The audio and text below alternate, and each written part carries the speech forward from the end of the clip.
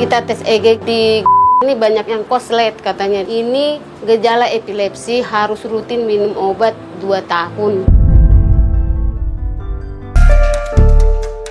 Irawati Hawari, dokter spesialis saraf yang juga ketua Yayasan Epilepsi Indonesia bilang, masalah obat sejak dulu jadi kendala penanganan pasien epilepsi. Pengobatannya itu yang kendala juga dari dulu. Ya, jadi seringkali obat tidak ada, apalagi obat-obat generik, dan itu yang justru sulit untuk didapatkan. Seperti itu. Nah, epilepsi itu sekali dia dapat obat A, mereknya A, walaupun isinya sama, dia nggak bisa diganti merek-merek lain, gitu. Jadi itu yang sulit. Padahal obat jadi pondasi pasien epilepsi, memperbaiki kualitas hidupnya lebih baik. Dengan obat dan penanganan yang tepat, intensitas serangan kejang bisa berkurang dan dikontrol.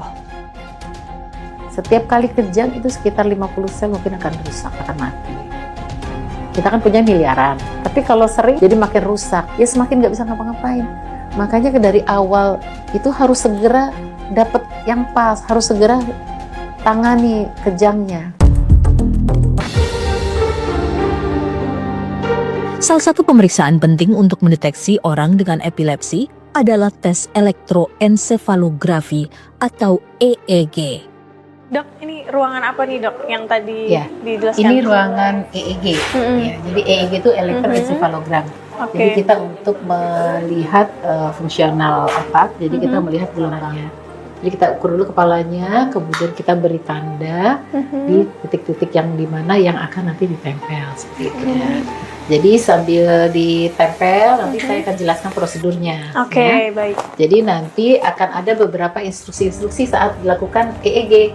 Nah, jadi ini kita bisa lihat hasil rekaman tadi, kan banyak sekali tadi ya. Jadi ada ini yang merah ini sengaja saya kasih warna merah ini untuk sisi otak sebelah kiri. Oke. Yang biru ini sisi otak sebelah kanan. Ini di tengah, ya, tengah kiri, ini tengah kanan, ya. Nah, kalau kita lihat di sini kita bisa bandingin di sini kiri dan kanannya. Ini seperti ada gelombang yang tinggi-tinggi. Jadi dia ada abnormal di sisi otak samping kanannya seperti itu, ya. Ini beda kan? Jadi kita bandingkan kanan kiri.